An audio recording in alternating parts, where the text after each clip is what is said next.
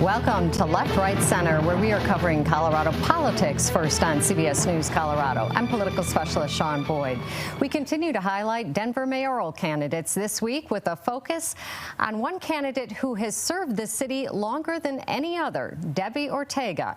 Debbie was first elected to one of two at-large seats on Denver City Council in 2011. She also served as councilwoman for District 9 between 1987 and 2003. In addition to City Council, Debbie has served on several boards and commissions, including the city's Homeless Commission, where she became the first executive director. She's a graduate of Barnes Business College, and among her many achievements is co-sponsoring the city's Equal Protection Ordinance, which was upheld by the U.S. Supreme Court. Debbie has a daughter in the Sheriff's Department and 5 grandchildren. Debbie, welcome to Left, Right, Center. It's so good to see you again. It's been a while. I want to start with a new study this week by Common Sense Institute. It found that the homeless population in Denver rose by almost 44% between 2016 and 2021, nearly 12 times faster than the overall population. What has council and the current mayor done wrong? I think this has a lot to do with the impacts that COVID had. As you know, there were a lot of funds that were paying for rental assistance and other programs. Some of those are winding down, and we have seen a lot of families who lost jobs that became homeless, individuals as well. I think one of the things that we haven't talked a lot about is the fact that the drugs that are on our streets today are causing they're causing severe mental illness. And this is not just on our streets, they're in our schools. Families are being affected by them. You remember the family in Commerce City, 5 people died. I think, you know, that has exacerbated part of the challenge that we have in our city. And so one of my goals is to have a Metro Crime Task Force that will look at getting the drugs out of our city, out of the metro area, and then also the guns that we have seen. Crime is at unprecedented levels. And so my focus is to make sure we have the staffing levels in our police department and our sheriff's department, which are both at unprecedented low levels, to ensure that we have all the right tools to address not only the crime piece, but making sure that we have the programs in place. Arapahoe County, the state owns 500 acres. This is the Ridgeview site. The state legislature funded 250 beds that will be open for treatment. Those will be really critical for individuals who have been impacted by these drugs, who now have mental health issues as well. So I want to see us looking at a regional collaboration approach. We have beds at Fort Logan, so I want to make sure we're opening those as well. You voted against the camping ban in 2012. Do you still oppose it? And how do you handle, you talk about these beds that are available, but how do you handle the individuals who say, I don't want shelter, I want to stay here and camp here? This is an important question, and it's one that we're all grappling with, right? Mm-hmm. So first of all, we have had, during COVID, we had 15 shelters open. That included the motels. And we have been stabilizing people's lives for the last 2 years. One of the things we have not done that I want to see as the mayor, I will make sure that we're using our workforce arm and working with a lot of the programs around the metro area that do training and upskilling and reskilling so that people are able to take advantage of a more livable wage job and then help these individuals get back to work. For me, the bottom line is these federal dollars will run out. And when they do, I want to make sure we have helped people get to a place where they're self-sufficient and that we have an exit plan, because our general fund will not be able to sustain the costs that we've been incurring. The legislature is considering allowing local governments to open safe injection sites. In fact, the bill passed its first committee this week. You voted in favor, I think, of the safe injection site pilot project in Denver 5 years ago. Do you still support that? So I support Denver only having one, which, you know, we have a harm reduction facility. Right. They can't do the injection. It's not a safe injection site. Needle exchange. It required the state legislature to act. I don't want to see a proliferation of them. I think having one is important for our city, and it means anybody else around the state would be able to do that if the legislature is successful passing that and the governor signs it. So it would have the harm reduction and the safe injection, one of each. I would see it being one and the same. One and the same, okay. I want to switch gears here and talk about DIA's Great Hall project. I think you were one of two. I think only two of us voted no. against that. I think it was meant to improve the two screening centers there. So if that's not the answer, what is the answer? So I did vote no. And as you know, we paid out almost $200 million to this company. But once the city made the decision to move forward and address the security issues with the airport, it was important to make sure that we completed the project. We have since added more money so that we complete the TSA check-ins on both sides and be able to process people. My goal is to make sure we have the best functioning airport. And I want to make sure that we have someone that has airport operations experience to make sure that our toilets flush, that the escalators work, that people can get processed through TSA in a timely manner. Those are the things that I'm going to be focused on as the mayor. The state, this week I learned and reported, is receiving $13.2 billion in clean energy investment thanks to the Inflation Reduction Act. How would you spend whatever share, we're not sure yet how it's going to be doled out, but whatever share of that money Denver receives to help meet the city's renewable energy goal? The area where we move the needle the most is on the transportation side. We have not been exploring hydrogen as one of those fuels that would significantly reduce emissions. I think continuing to build out electric vehicles and the charging stations, but I want to see us do the same thing with our fleets, starting with the city, encouraging the private sector, but we also have to have those fueling stations built out. With hydrogen, you can go about 300 miles, and this is something that I worked on as an NREL energy executive that went through their program. And one of the things that my office was successful doing was working with the state to add hydrogen as one of the technologies that we use as we move towards Colorado trying to be a zero emissions state. Since we're on the subject of transportation, I know you're working on something you haven't revealed publicly. I want you to talk about that. It has to do with rail cars coming through Denver. Yeah, I've been dealing with this since 2014. For me, it was seeing these train cars, and I literally got out of my car, stood on some bridges, took pictures in both directions to see that we have train cars that sit in the center of our city from Coors Field all the way over to the Pepsi Center parking lots. And I'm fine with that when it's coal cars, but when it's petroleum products or other hazardous materials, where if you have any kind of breach of that, it puts people's lives in harm's way. When we have continued to build out the Central Platte Valley, which was planned, but when that was planned, we didn't have all these petroleum cars coming through our city. Over time, as we've done domestic drilling in the U.S., we have seen a significant uptick. The Uinta Basin in Utah will have more train cars that will be coming through our city that will compound the number of those petroleum products that come through and often sit in the center of our city. So we don't control the railroads, but we do control land use. And this is the piece that we've been working on. We've had HNTB is an engineering firm doing a study assessing the risk along our freight corridors. And this will allow us to make sure that as developers are building close to the tracks, they're addressing the life safety impact. And there are things they can do that is not going to cost them more money than what they would be doing already. And so this is to give them a menu of options to help them look at how to make sure we're keeping our community safe. We're running out of time, but I want to ask you one quick question in terms of education. You know, some mayors oversee their school district. Do you think the Denver mayor should be more involved? Absolutely. We should be involved. I never want to have the city of Denver take over the school system.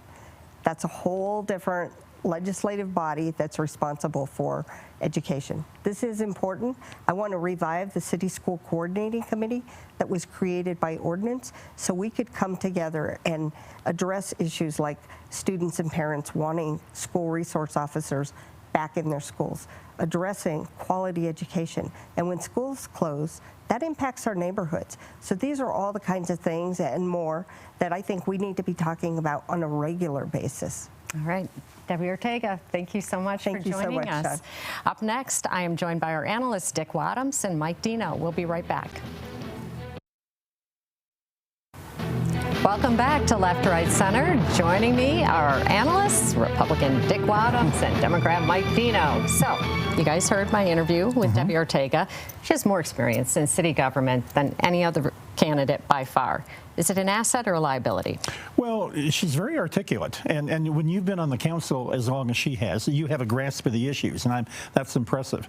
But I also think, Shaun, when you talked about that 40% increase in homeless, anybody who's been in public office for that long has some accountability for that, and I think that's so it makes it a net negative, in my opinion. So. Right, and my question to her is, what have council and the current mayor done wrong? Yeah. You know, Debbie Ortega has a lot of name recognition too. Is that going to help her? Well, you'd like to think it would. I mean, I think that being around for 30 years does have pluses. But a lot of people have changed out in Denver over the last 30 years, too. And that's one of you asked about homelessness. I mean, affordability is the biggest problem for that. And that's also changed the electorate, which we've talked about on this show a lot. And so a lot of people who voted for Debbie aren't necessarily around anymore in the city and county of Denver. They've moved to the suburbs. She also has a lot of union backing. And because Denver's become unaffordable, a lot of working class folks find themselves living in other parts of the city. So her voting block may not be the base that it used to be, and that's the challenge for her, is convincing voters that don't know her to vote for her. And Shaun, I would say, I'm sorry, I'd say this, that she was dead right about the airport. And I think that counts for something, because I don't know why she voted no, but she clearly saw that project was not what it should be from the very beginning, and I think that's a real asset for her. I don't know how many people pay attention to that, but I think it's a good one. Yeah, and let's be clear, it's the Great Hall expansion. Yes, I'm sorry. She didn't vote no against the airport. I'm sorry. Yeah. I'm sorry. The airport. You're right. Thank you, Mike. Big airport advocate. Yes. You're right. You're right. We don't want to compare to Don Bain. Debbie, one of the few that doesn't have an ad up on the air yet. You know, this Denver Fair Elections Fund was meant to get the big money out of this race, but you know, we've got the super PAC spending hundreds of thousands of dollars right now. Many of the candidates are on the air, so clearly it didn't work, right? I mean, did these TV ads, though, are they going to make a difference? Well, the TV ads, I mean, the candidates need them to make a difference. What we've seen from polling, I mean, nobody's broken out of the pack. 60% of the people are undecided. So they're going to need some way to communicate to voters, hey, I'm the one that should be there. But I think the jury's still out on the Fair Elections Fund. I mean, I support it. Number one. Number two, I think they will, you know, that'll be one of the tasks of the new mayor and the newly constituted council to say, all right, what do we got here? What went well, what didn't? I do think we have candidates that aren't on TV that have over 2/3 of their money from the Fair Election Fund. So it's keeping them in the game. Listen, in 1991, when I ran Mayor Webb's campaign, I would have loved to have the Fair Election Fund. 17 candidates in the race, Mike. Yeah. So, Dick, so if you were running one of these campaigns, what kind of ad would be effective, do you think, in this race? Well, I think, you know, Mike has said this often, and I agree with him. I think people want to know if they can like you or not. Yeah. And I honestly think you need to have enough of your bio so they can relate to you, and with enough issue content, they can see where you're coming through from the issues. But I think all the candidates have a bio that they can talk about, and if you don't talk about that, I think it's a mistake. And by the way, on the Fair Campaign Fund, it's just the latest attempt by campaign finance reformers to make this system work, and this system does not work. And I'm not talking about the city of Denver. I'm talking about finance for federal, state, local, whatever. Yeah. And big money's here to stay in politics. It is. I mean, that's Dick's right. I mean, it was in last year's election, and it's just going to be in next year's election too. Do you want to weigh in on what kind of ad would you, if you were advising them and say, this is the ad I think would be effective? Well, I think, to reiterate, I mean, voters got to look at it and say, you know, one, I like that person, and two, I think they can get the job done. Yeah. So we got another former governor weighing in this mayor's race. Former Governor Roy Romer endorsed State Senator Chris Hansen this week. That's after former Governor Bill Ritter, of course, endorsed Kelly Brough. Do these endorsements move the needle at all? What do you guys think? Well, they haven't yet. Will they? Will I know? They're hard to move. I mean, certainly if you put some of these endorsements in your advertising, maybe. But again, you have to amplify them. And I don't see any of the candidates, Dick, I haven't seen any of them making a big deal out of them beyond just the press announcement. Yeah. Too, I think voters right now want change. Yes. And so if you're saying like the past, governors or even mayors are endorsing me, it's almost like I'm the status quo, right? Shaun, I made that point last week that why I didn't like the Brough ad. Maybe that Brough ad's working, I don't know. But it just strikes me that people don't really care what politicians are endorsing you. They want to know the issues are so intense, I think, in this election, that they want to know what you're going to do about it, and they don't care if and Roy Romer was a great governor of Colorado. He really was, and respected. I have no problem with Roy Romer, but I don't think that makes any difference, nor anybody else for that matter at this point. So a little bit of controversy this week. Former State Senator Mike Johnston took some heat for passing out flyers outside an African-American church. His flyers said, "Black votes matter." Flyers outside a mostly white organization said, "All votes matter." Does it hurt him? And if so, how much? He was being a little too cute for his own good. But, this is one of those insider politics things that's going on. Certainly, I think if you get in the runoff, as we saw 4 years ago, and you start making those mistakes, people pay attention to them. But as you pointed out, Shaun, 17 people in the race. I mean, every day one of those 17's doing something that's kind of goofy. Right. So Right. So I get asked all the time, I don't know about you guys, who's going to win this? Yes. Right? Yeah. Most elections, I have sort of a sense, who's got momentum in this. Do you have any sense right now? I don't. I mean, Shaun, what I say when I'm asked that question, that there are probably 5 of them that I could see getting into the runoff and potentially winning the main election. But right now, nobody's breaking through, and it's got to happen. I mean, there's no provision for. I don't care how low a vote total. 2 of them are going to make it, but. Yeah, I mean, we're coming out of the winter fog, so to speak. I mean, it is. I think the races got off to a late start. I mean, we had a long campaign season in the general last year, and nobody got any attention in the mayor's race. And then they move up the date to vote. I mean, ballots drop in 10 days. Yeah. I mean, that's kind of a kick to the head if you're a campaign operative. It's like, oh my God, what am I going to do? And so I do think that because of the change in the schedule, and at this point in past campaigns, on the municipal level, you just be getting geared up a little bit, but you have to be in full stride now. Yes. Well, I wonder if the Chicago mayor's race foretells anything in Denver's. We've got the incumbent there, distant third. What do you think? Yeah, I was kind of surprised by that. A lot of similar issues we face here. I think it is a lesson for the next mayor of Denver. You've got a very short time frame to get on top of crime, homelessness, and affordability. Right, and a couple of the candidates, at least, have said, I'm going to solve homelessness in my first year in office. I'm not going to have any more homelessness. So voters are going to be expecting that.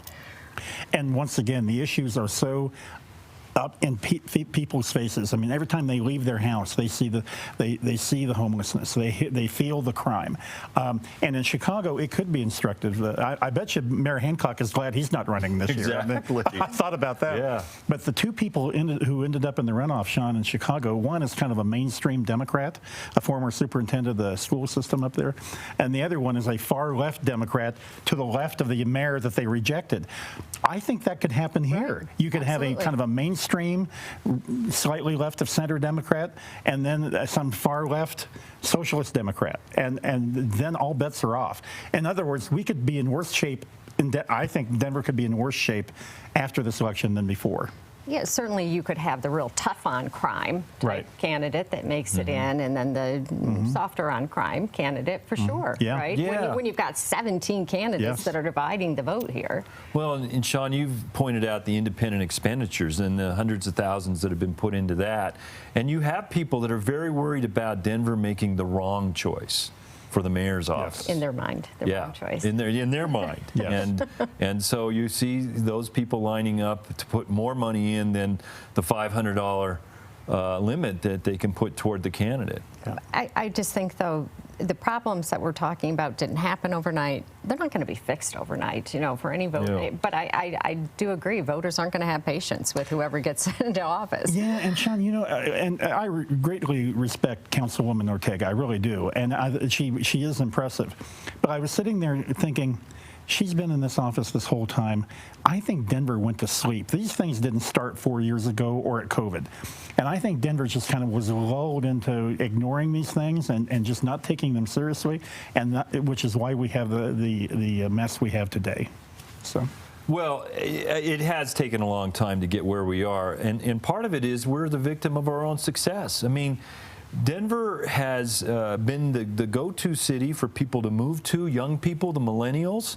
And because we've become unaffordable, it has exacerbated the homeless situation. That's true. And because of unaffordability, it does also create issues with crime and people, you know, the disparity that exists out there. And it's hard for government to solve that. I mean, like I said, I am probably a capitalist. The market economy drives a lot of this. I mean, you can't solve homelessness just by government. It has to be a whole effort. Right. All right, we've run out of time. Thanks for joining us on Left, Right, Center. We will see you next week.